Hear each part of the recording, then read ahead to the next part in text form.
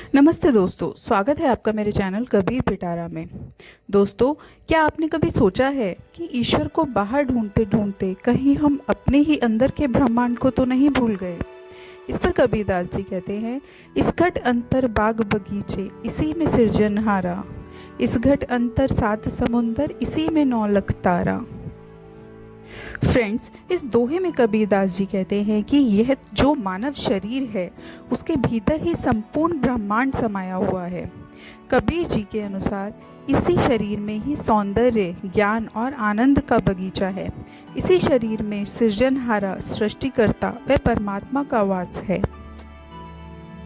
कबीरदास जी का यह दोहा दर्शाता है कि ब्रह्मांड के समस्त रहस्य इसी शरीर में मौजूद हैं।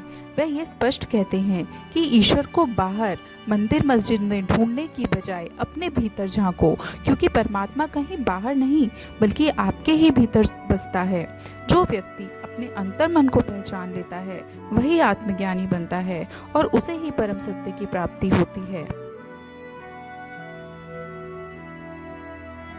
कबीरदास जी के अनुसार जब तक इंसान ईश्वर को बाहर खोजता रहेगा उसे भ्रम ही मिलेगा, लेकिन जब वो आत्मा को जानने की कोशिश करेगा तो उसे पता चलेगा कि परमात्मा तो उसके भीतर ही है।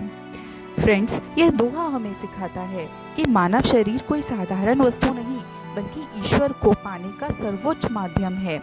जो व्यक्ति इस सच्चाई को समझ लेता है वही सच्चा साधक व ज्ञानी होता है।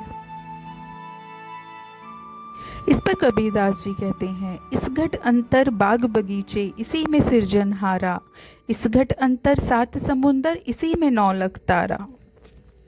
आई होप फ्रेंड्स आपको वीडियो अच्छी लगी होगी। मैं आती रहूँगी ऐसे नए नए दोहों के साथ। Please subscribe my channel. Thank you.